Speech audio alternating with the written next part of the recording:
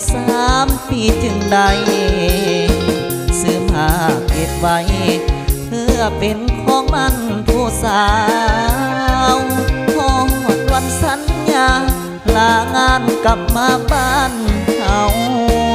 น้ำตาพังยาวหูข่าวว่าน้องสิแต่งงานหัวใจสะท้าน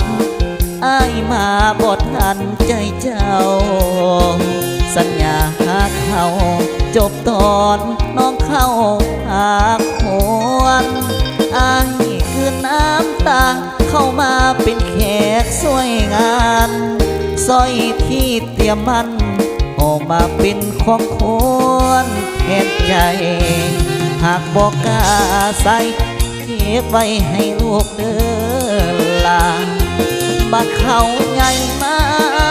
บอกว่าคุณลุงมอบให้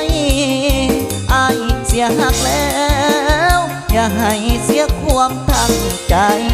ยิ้มรับของควรคนไทยพอลาใจไว้สู้ชีวิตสร้อยทองเส้นนี้บ่มีสิทธิ์เป็นของมันมอบเป็นของควรสวยงามแล้วอายสินี้กระเป๋า1 ใบ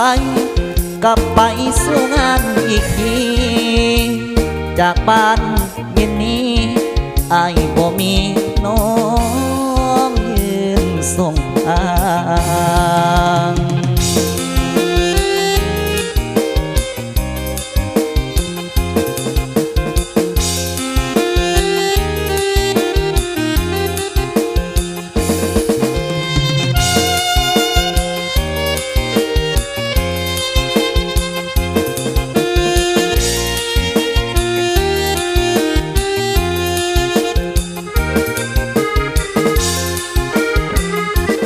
หากบอกกล้า